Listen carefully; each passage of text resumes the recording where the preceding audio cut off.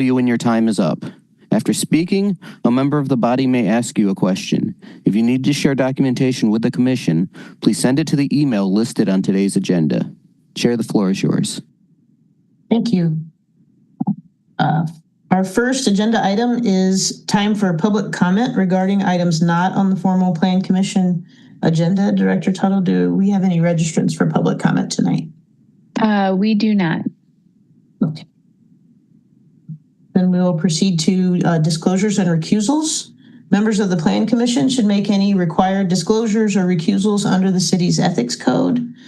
Did any commissioners have disclosures or recusals related to tonight's agenda?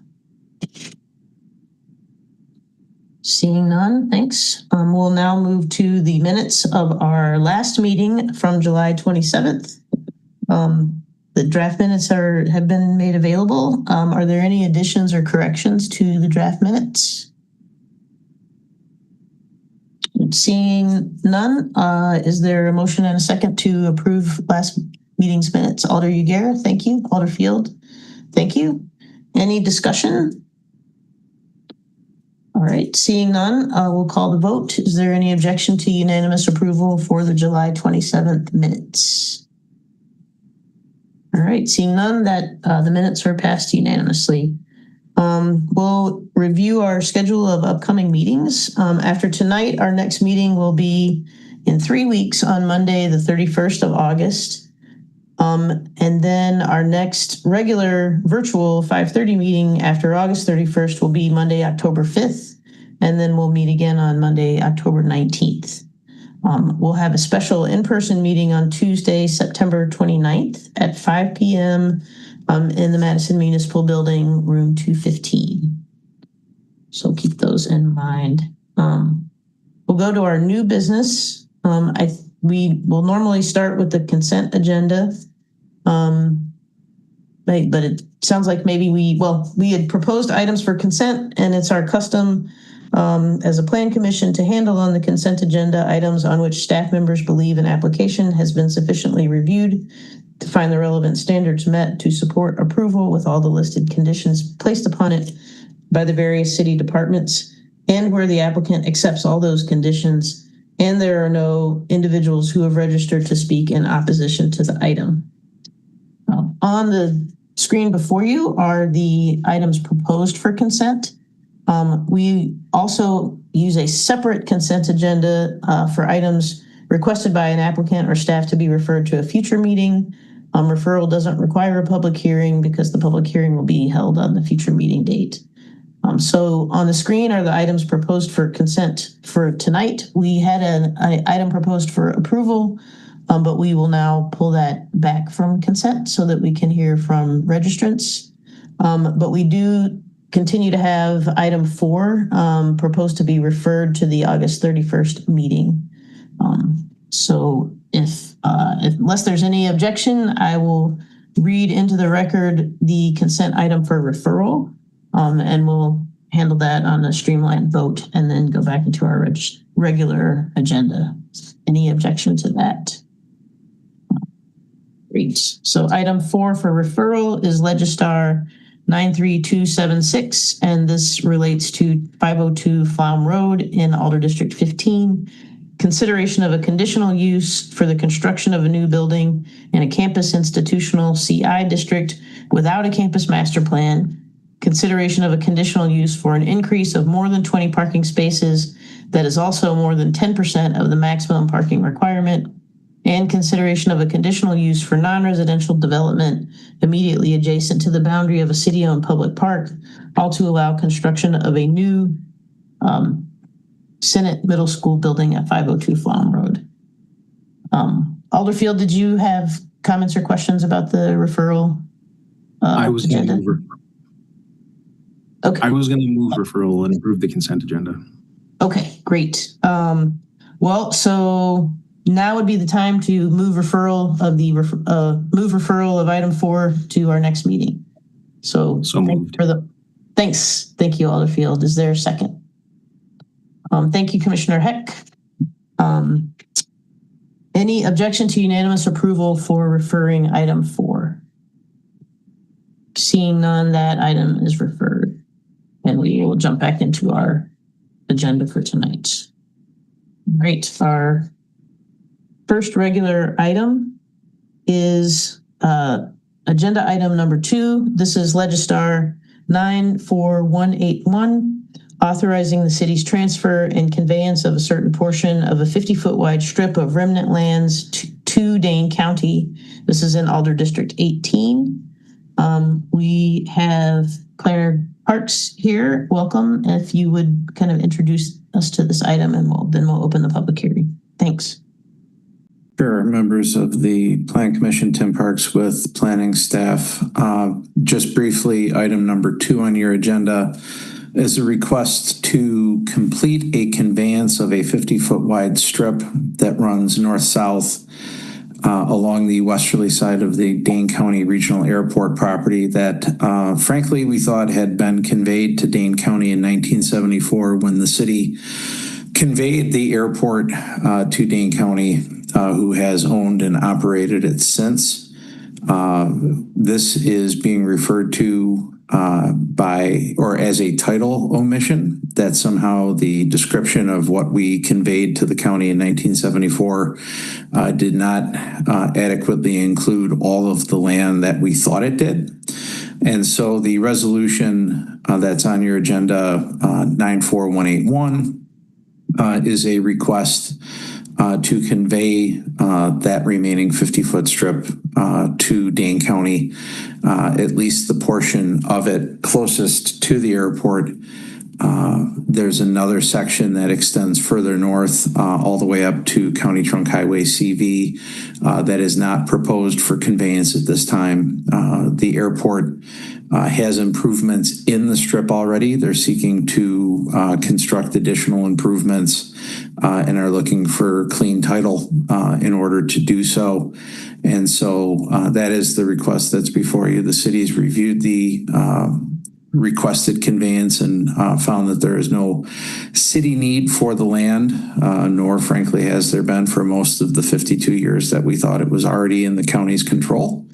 And further, that we find that the proposed conveyance would be consistent with the adopted airport land use recommendation in the Northeast Area Plan. And I'd be happy to answer questions after the public hearing. Thank you. Thanks, Tim. We'll open the public hearing and hear from registrants. We'll stick to our 3-minute rule for public comment. All right, Chair.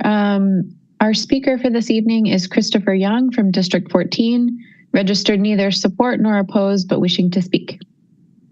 Thanks. Chair, Christopher Young was in attendance, but is no longer in attendance at this moment. Yeah, that's interesting. I just saw them in the attendees list a moment ago myself. I will note that there is one other registrant on this item, Nicholas Davies of District 15, registered in opposition and not wishing to speak. You did have written comments from Nicholas Davies that were included in your agenda packet for this evening. Chair, if you want to, if the commission has any questions for staff, we could pause the public hearing and see if Christopher Young rejoins momentarily. That sounds like a great idea. So yeah, we'll pause the public hearing for the moment and ask if there are questions for staff from anyone on the commission.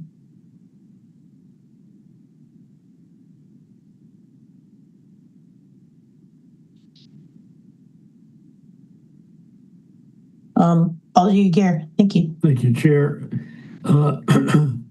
Minor Parks, I'm on the Board of Public Works, and this was discussed at that time. There was a suggestion, I believe, by one of the registrants that we could use this 50-feet strip as some sort of leverage to obtain something else the city might desire from the airport authority. But as I recall, and you can refresh my memory, that in fact, if for some reason we did not approve this it really isn't a stop-dead impediment for the county to go ahead with their plans for the parking area.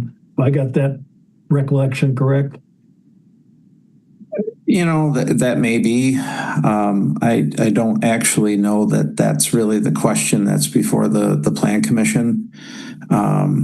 This is, I mean, an omission of title seems like inappropriate to use as quote unquote leverage.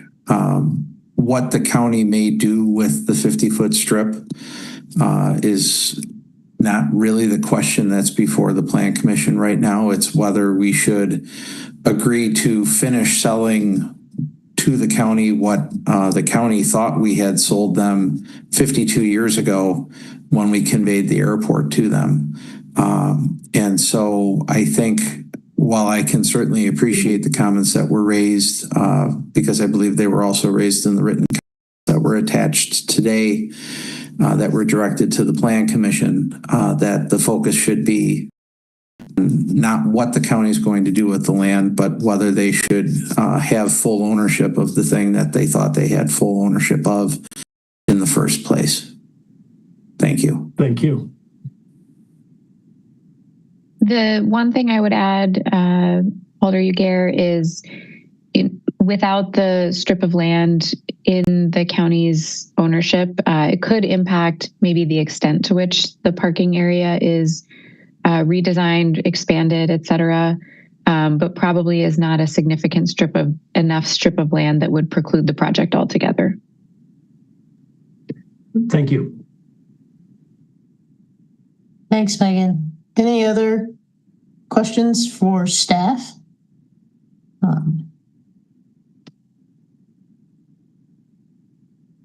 Still don't see Christopher Young. No, they have not rejoined, Chair. All right, seeing none, we'll do that. And we will move to item 3 on our agenda for public hearings. Item 3 is Legistar 939. 756301 Mineral Point Road and 510 Genomic Drive. The main purpose of the proposed amended GDP and SIP is to allow construction of a 5-story, 92-unit independent living facility. The location of the current Hebron and Chapel buildings located near the center of the 35-acre campus. As part of the amended general development plan, the applicant is also accounting for 3 additional demolitions of the 147-unit tower, 50-unit gallery residential buildings, as well as a recreational building located in the northeastern corner of the campus. The demolitions are actually following the still somewhat recent process for demolitions where there is a formal review of historic value at the Landmarks Commission. And if the Landmarks Commission finds that the proposed building or buildings do not have historic value, then they may proceed past the Plan Commission and straight to administrative review before raising permits are issued by the Building Inspection Division. And that is the case here. All of the buildings that the applicant is seeking approval to demolish were found to have no historic value on July 20th and are therefore bypassing the Plan Commission with the exception that there are modifications in the proposed general development plan and specific implementation plan that speak to the spaces where those buildings currently are. Again, Hebron and the Chapel will be redeveloped into the 5-story, 92-unit independent living multifamily dwelling that is before the body tonight. And the recreation building along the eastern property line will be repurposed as part of the stormwater management for the campus that will be implemented with the independent living building. And then the tower and gallery site because they're conjoined sort of in the westerly central portion of the campus. When those buildings come down, they'll be graded and seeded pending future applications for redevelopment of that part of the campus in the future. Staff has reviewed the request and find that it is generally consistent with the high residential land use recommended for the site in the West Area Plan, noting that the proposed building is substantially shorter than the up to 16-story height that is allowed in the West Area Plan for the Oakwood Village campus, as well as many of the other built sites along the south side of Mineral Point Road between Yellowstone Drive and South Rosa or Rose Road, depending on who you ask.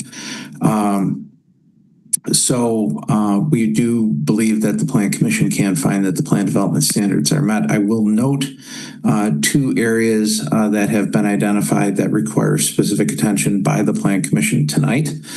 First and foremost, the Oakwood Village University Woods campus is located in the transit-oriented development zoning overlay, which prescribes how close buildings have to be to, in this case, Mineral Point Road, which has the BRT Route A on it. The proposed building, which is located quite a ways away from the Mineral Point Road frontage in the center of the campus, does not meet that. Staff believes, based on that waiver exception or variance, part of its motion of approval. Secondly, the zoning administrator has determined that the proposed building needs to provide significantly more bike parking than is currently proposed. In general, the zoning code requires one bike parking stall to be provided for every dwelling unit in a multifamily dwelling. That would apply here as well.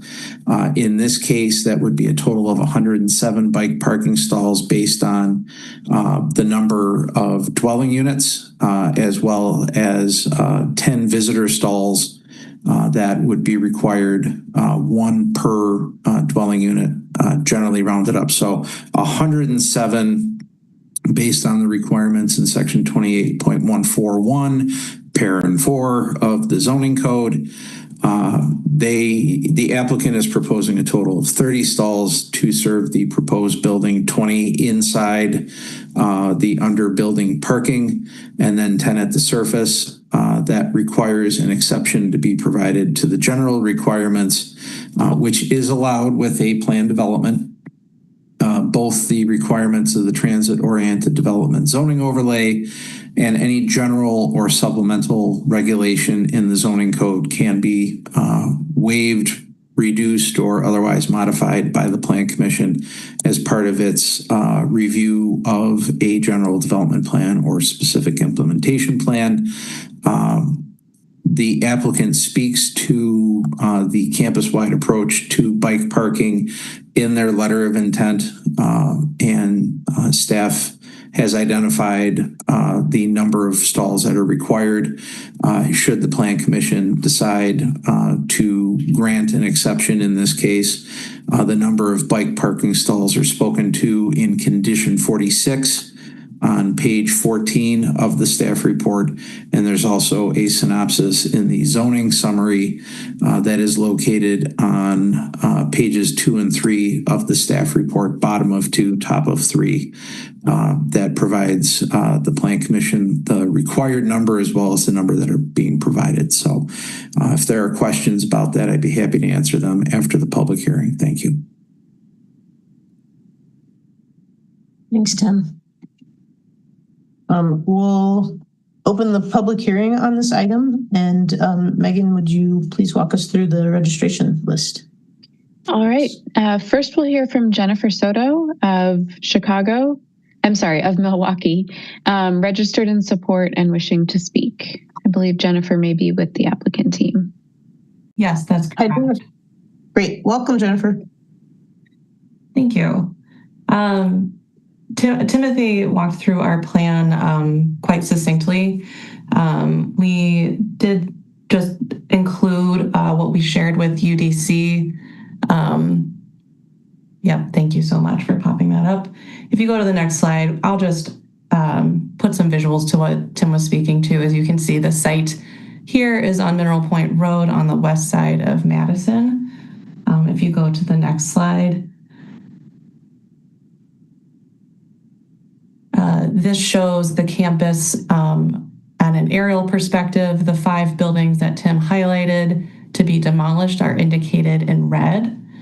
The independent living building, as described, will be at the center of campus where Hebron and Chapel. Yes, thank you. Next. This plan simply shows the existing conditions of the campus, which is comprised of 4 different lots. Next slide. The new independent living building footprint is shown here on plan in yellow. It's 5 stories overall with a 1-story connector in the middle. So the line of between lots 2 and 3 is being redrawn as part of this work. Campus and site connectivity have been big considerations for this whole project. Next. You can see here the first floor plan, which is rotated with north to the right. The first floor plan includes a handful of apartments, support spaces, and shared amenities that are accessible to all residents. The new building does connect internally to the campus via a corridor on the top right of this plan, which tunnels down across to Tabor Oaks and over to the dining room on the adjacent Village Inn. On the site, then, a ramp crosses up and over this tunnel, providing for pedestrian maintenance and fire access to the courtyard from the motor court. Next. And then, as you can see, the lower level parking garage provides 1 parking space per resident apartment. On the north, page right, the parking level connects to the adjacent Heritage Oaks upper parking level to take advantage of excess supply for second car and visitor parking. And I won't go through the whole exterior design, which is the last 4 slides in this deck. But essentially, we are attempting to provide a transitional aesthetic that continues to move the overall campus from an institutional character to modern and residential. We've been using some natural stone, large windows, and metal panel to that effect. Yep, you can see a handful of the views here. As mentioned, there is some pretty significant topography on the site, so you can see that while this is 5 stories, from some portions of the campus, it just simply peaks above the buildings. And with that, I think that's all I really have to say. And if Samantha Farber should be online to speak to the landscape. Thanks, Jennifer. Okay. Next, I have Samantha Bolger, who represents the applicant team. There we go. All right. Yep, that's correct. All right, welcome, Samantha. Thank you. So looking at the landscape, we have the front door at the north side of the site. Landing in this space, we have a porte cochere, which creates a covered entry sequence for both pedestrian and vehicular access. We also have our 10 bike spaces right where the mouse is to allow for a drop-off before the front door and then heading in. Our site materials, as Jennifer mentioned, are very naturalistic, connecting to the local aesthetic with limestone and gabion walls on the eastern side of the site. Especially important to the site sequencing is the stormwater and how we've started to celebrate it and connect it on the campus. On the east side are a series of stormwater ponds that the gabion walls will frame, and there will be 3 tiers headed down to the local low point on site, which will be the stormwater basin. With that, we'll have a series of native materials supporting that. And then the stormwater basin is at the lowest point on site. Specific of note, if we flip to the planting plans, we're adding more trees than we're removing on site. We're especially adding oaks to the site to pull into that character, and using a mostly native palette.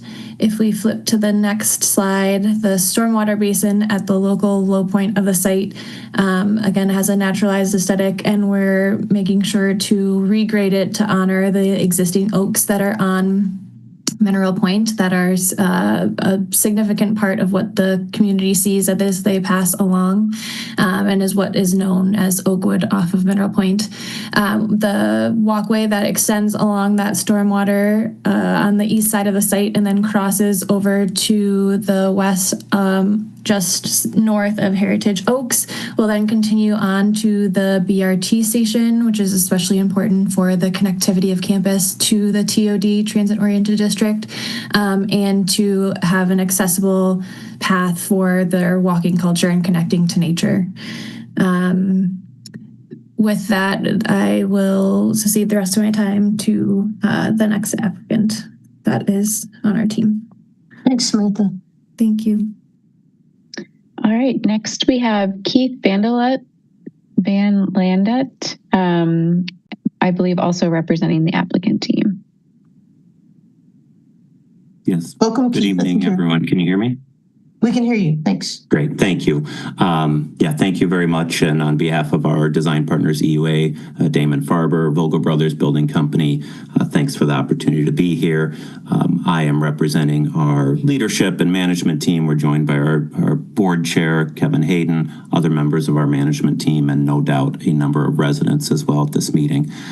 Just to kind of close things off, many of you are familiar with Oakwood, but our organization has been around nearly 80 years. We were established in 1948 on this Mineral Point Road location. We're faith-based, not-for-profit, locally operated, and we have 2 campuses in Madison. We are blessed to have a very active and engaged resident population on both of our campuses, and just want to acknowledge how sensitive this project is to our resident population. Residents are a big part of our governance. We have residents who serve on our board of directors. We have a resident senate on our University Woods campus, and we've worked with them in terms of communication regarding this work. Also met with a number of committees with EUA to try to design this project in a way that both meets current resident needs but also positions Oakwood for the future. So just want to emphasize the fact that we are working really hard to keep our stakeholders at Oakwood Village and throughout informed and engaged in this project while doing the right thing for our organization long term.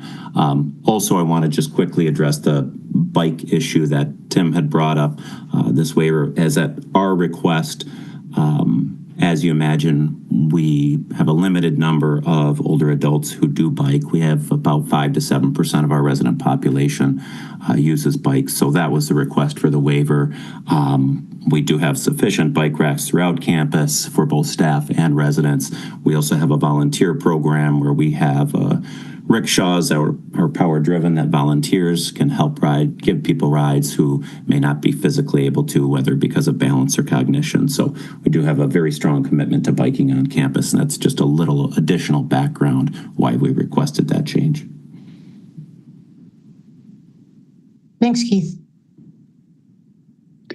Okay. I will note here then that we also have Chris Leans and Kevin Hayden.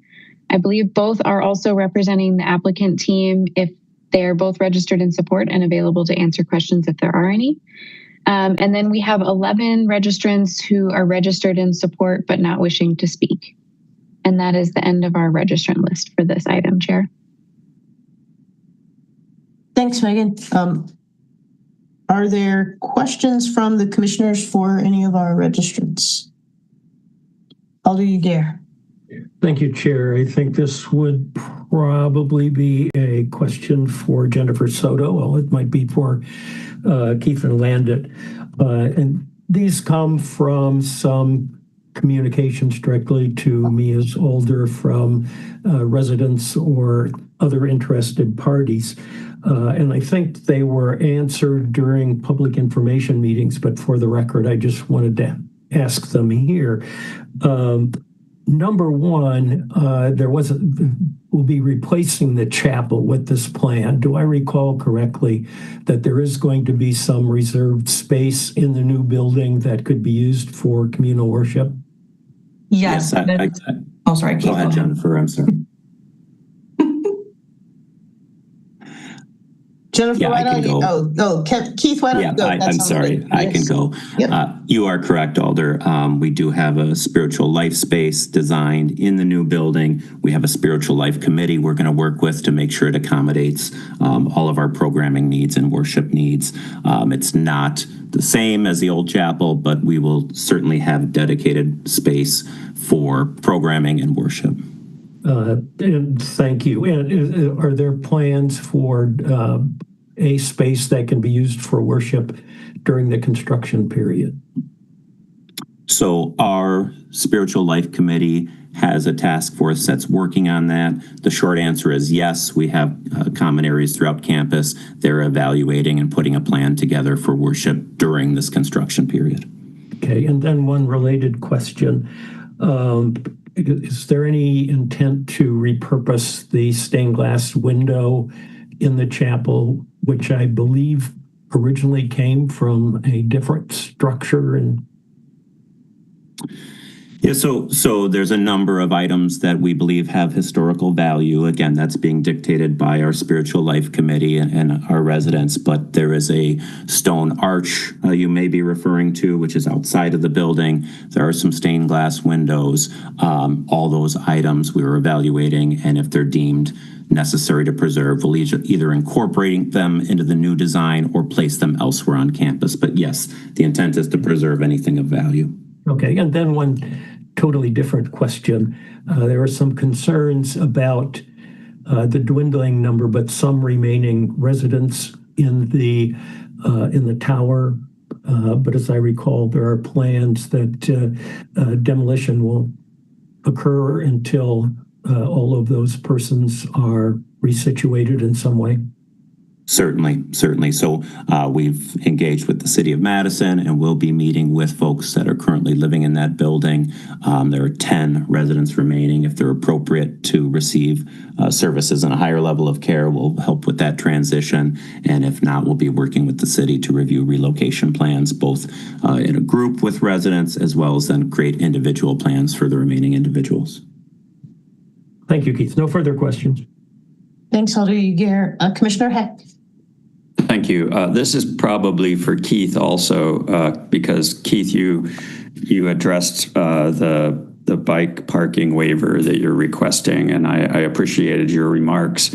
But I'm wondering if I don't know, maybe a missed opportunity about, because of the fact that e-bikes have provided accessibility for a lot of seniors that in the past haven't been particularly comfortable with biking. And I'm wondering if there's any way you can squeeze some more interior spots for folks that might have e-bikes. Yeah, certainly. Not sure the best way to directly answer that. I mean, again, we want to support biking. We want to support our residents remaining active and independent. We do have a number of people both on recumbent bikes and e-bikes. We just felt the requirements were far beyond what we would realistically need. So we want to absolutely make it a priority to make sure there's convenient space for bikes. We just felt like it really wasn't necessary to have as much as what was requested. So. Well, maybe you can very briefly, just give us an idea of where additional bike parking is on campus. So you mentioned, I think it was mentioned that you do have some parking in other buildings. We do. Yep. So below two of our independent living buildings, we have underground parking levels. We have bike racks located in those levels for residents, and then a couple of locations outside of our buildings, outside our skilled nursing building, outside one of our independent living buildings, we have additional racks. And do you feel those are even not fully utilized now? Correct. Okay.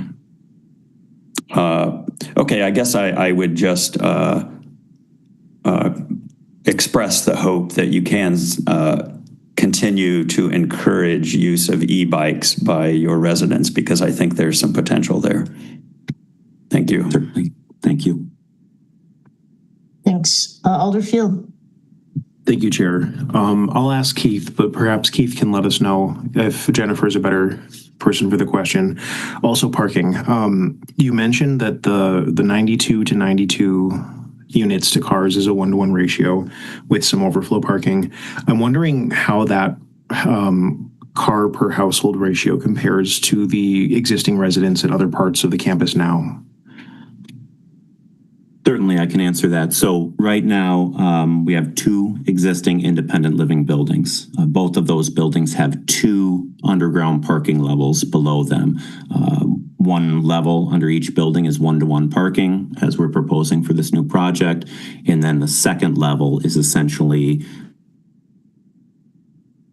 potentially staff parking. So we luckily thought ahead and had ample parking. And so the idea would be underneath Heritage Oaks, our existing building, to connect that P1, we call it parking level, to the parking level here, because we do have additional parking. So this would allow for second vehicles for the new building, for guest parking, staff parking as well, without needing to construct another level of parking. So Does that answer your question? Kind of. Are you saying that the number of cars that your residents and households have is greater than 1 car per unit, and then that excess would be absorbed elsewhere on the campus? That's correct. So, of 92 apartments, we may have 20 or so, potentially 30, where there are more than 1 driver in the household. And so we do have enough sufficient underground parking for second vehicles. Do you have a guess of what the average cars to household ratio?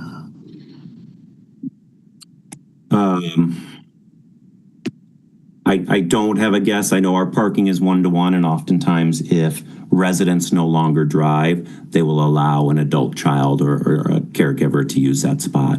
I couldn't tell you offhand the number of residents still driving. Okay. Yeah, I'm interested in the parking in this area of the city, of course, but thank you for answering. Certainly.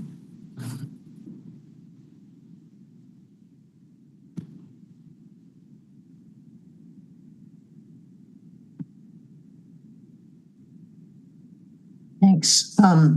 I maybe just have one question, Keith, a follow-up on the bike, and that is there significant biking by staff who come to Oakwood throughout the week?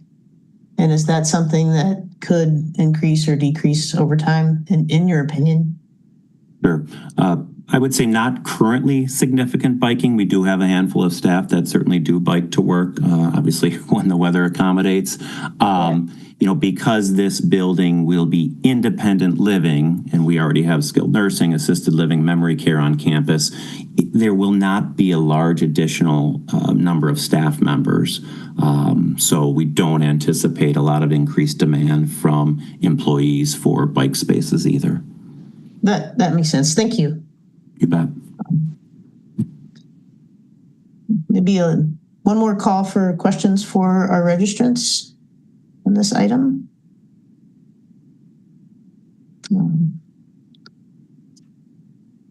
So seeing none, we'll close the public hearing at this time, and we'll open time for questions for staff from the commission.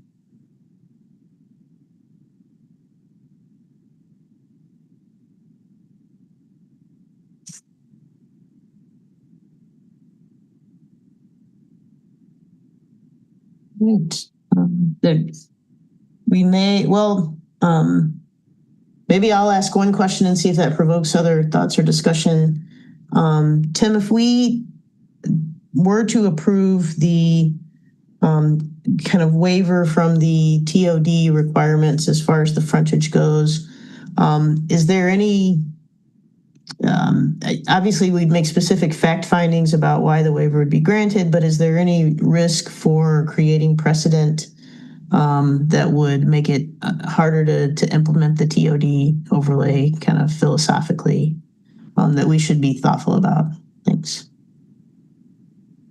That's a great question, Chair. I think that if you're contemplating, or one of the members is contemplating a motion more particularly, I think it would be appropriate to cite the placement of the building in the center of campus, replacing an existing building.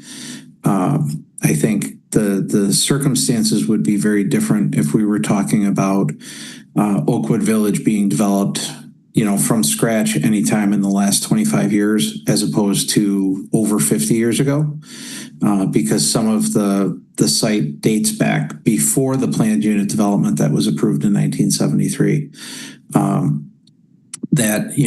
Given the topography, yes, I believe that's also a factor, but I think that there's an existing development pattern that they're following suit on with this. That was intended to conform to the rolling, heavily wooded terrain, kind of conjuring thoughts from the statement of purpose from 1973. So I think that, if we were doing it new today, I think the circumstances would be very different.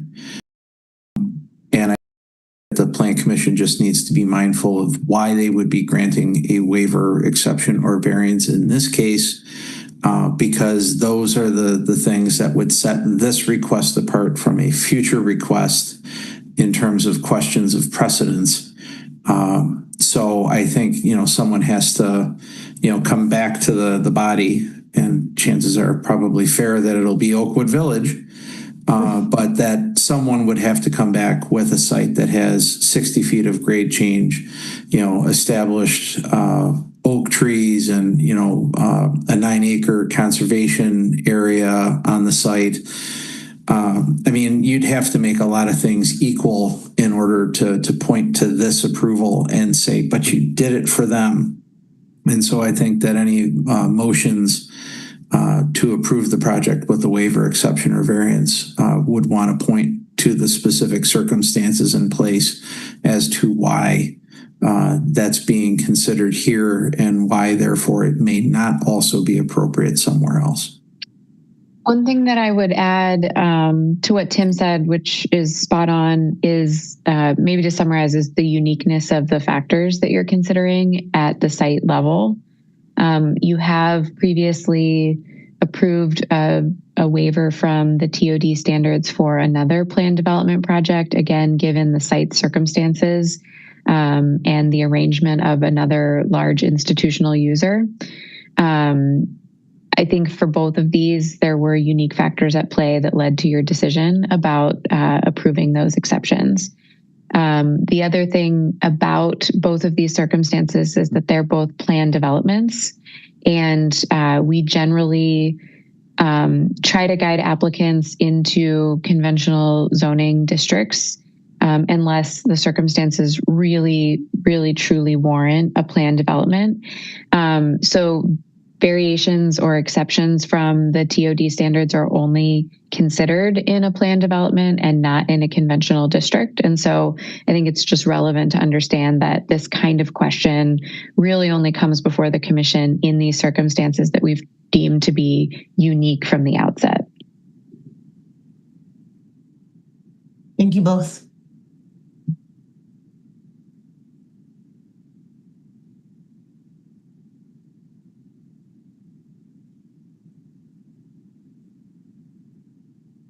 So, absent questions, we could consider a motion if folks are ready for that. Alder Uyghur. Thank you. I will do my best here, and I will certainly be amenable to friendly adjustments to my motion.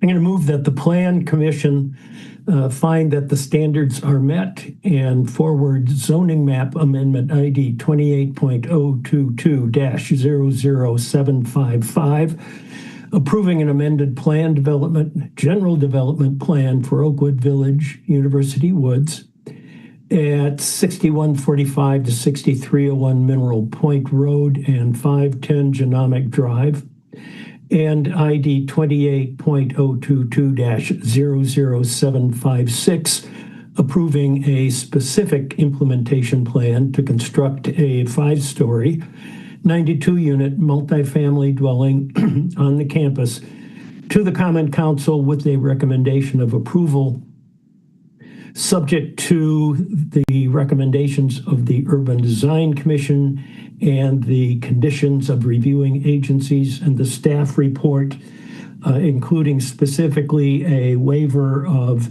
TOD frontage requirements as a result of the well-established historical development plan at the center of the building, noting that the new building is replacing existing buildings and taking due note of the very unique topography of the area, as well as a waiver of the total number of otherwise required biking stalls, given the unique characteristic of the population here and the availability of overflow biking should that become necessary. Thanks, Alder Ugair. Just one quick clarification. I think you said the center of the building, and I think you meant the center of the site as the location for the new building. So just with that I absolutely did mean that. tiny tweak, I think that we have a motion on the table. Is there a second? Commissioner Solheim, thank you. Discussion on the motion or any additional thoughts that we should add? Commissioner Heck.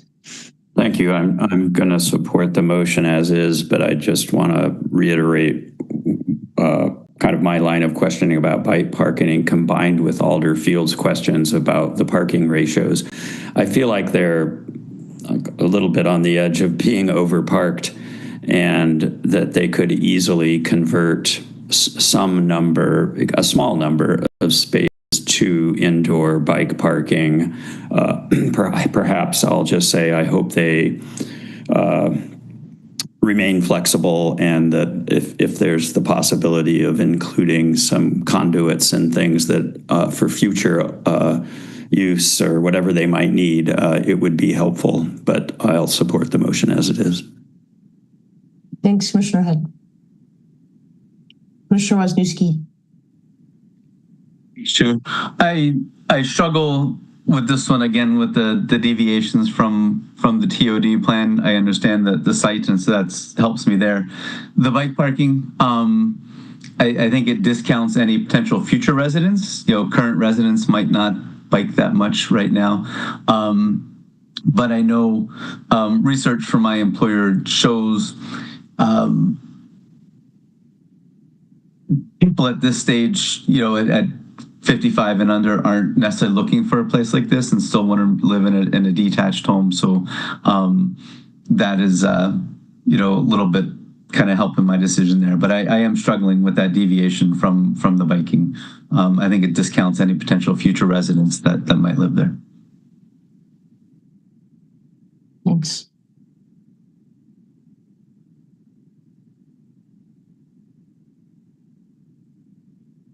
All right. Any further discussion? I think we're ready to call a vote on this, so I'll start by asking if there's objection to unanimous approval for the motion on the table. All right. Seeing none, the motion is passed, and this recommendation will go to council for, this is a zoning change, right, Megan? So the recommendation will go to council. Thank you. Let's go back to Alder Ugair. Yes, I was just going to move that we take item 2 off the table. Is there a second for that motion? Thanks, Commissioner Wisniewski. Any objection to picking up item 2? All right, seeing none, we'll go back to item 2, which is Legistar 94181. We had opened the public hearing, and one of the registrants, we had a late registrant who seemed to have joined the meeting and then seemed to have left the meeting, but I don't see him in the attendee list. No, Chair, we've kept an eye out.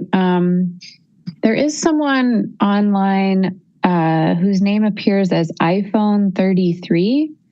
If you are Christopher Young joining on iPhone 33, please raise your hand and we'll acknowledge you.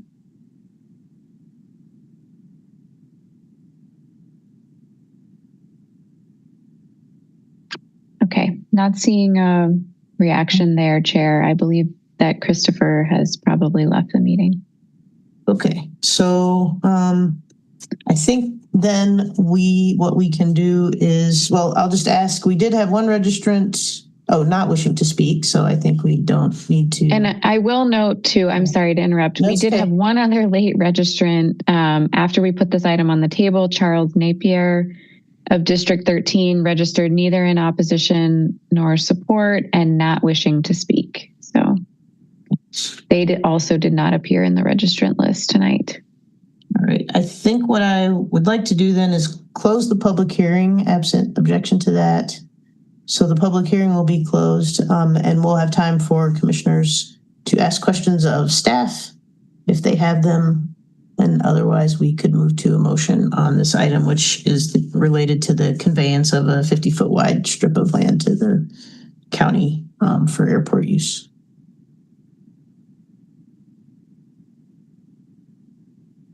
All right. If there are no questions, we could look for a motion on this item. Commissioner Solheim, thank you. Thank you. I will move approval of Legistar item 94181, authorizing the city's transfer and conveyance of a certain portion of a 50-foot wide strip of remnant lands to Dane County. Thanks, Commissioner Solheim. Alder Field, thanks for the second. Any discussion? Seeing none, is there any objection to unanimous approval for item 2? Great. Seeing none, that item will be approved. Great. That is, I had a short agenda tonight, so that's the end of our formal items. We now have time for member announcements, communications, or business items. If anyone has any, does anyone have anything they wanted to share or discuss? All right, seeing none, we'll go to our time for the secretary's report. Megan, I'll give you the floor. All right, thank you, Chair. As you look ahead, the chair mentioned at the top of the agenda that we have just one more regular meeting in August, and then we have a pause on regular meetings until early October. You can see the list of items that we are anticipating for your next meeting in a couple of weeks. I've mentioned before that agenda does include some updates to some of the outdoor amenities associated with the Edgewater Hotel. That's the 1001 Wisconsin Place item. We will also see projects related to Toki and Orchard Ridge schools, as well as Senate that was referred tonight. There are a few other items that are listed under the upcoming matters for August 31st. And as always, please reach out to us if you have any questions that you'd like to discuss in advance. I would expect that as we get closer to that October 5th meeting, we will probably have some other items that will appear on that list, and we'll keep you updated. We'll also be working on finalizing our plan for your special meeting in late September. I would expect that you will get an agenda from us sometime the week prior to that meeting. We have currently talked about some of the items that we reviewed at your work planning session this spring, including an opportunity to give you an overview of the Neighborhood Indicators Project, which was something that was requested for us to do a little bit of a demo. And we also had some questions from Alder Field to brief you on what we know currently about the implications for Madison from Act 173 that was adopted by the legislature earlier this year, which includes new requirements for comprehensive plans, content, and projections around housing needs. That has some implications for how zoning requests need to be treated and potentially approved if they're consistent with the comprehensive plan. So we're working on some analysis of our current policies and our current comp plan, and anticipate that we should be able to give you a bit of an overview of what we think that act will mean for us at that meeting. We have a couple other topics that we've talked about in recent meetings that will probably also make their way onto that agenda, but those are some of the items that we're tracking for now. I also finally just want to mention that the August 31st meeting is another meeting that I will not be in attendance for. That will be one that Kevin's handling. So if you have any questions for me ahead of that meeting, please feel free to reach out. Otherwise, you'll be in good hands with Kevin and any of the planners that will be there that night. Thanks, Megan. Any questions for Megan? All right. If not, I'm looking for a motion to adjourn in a second. Well, Alderfield, thank you. Commissioner Wisniewski, thank you. Any objection to unanimous approval? And seeing none, we will stand adjourned and we'll see you in 3 weeks. So have a good night, everybody. Thanks, everyone.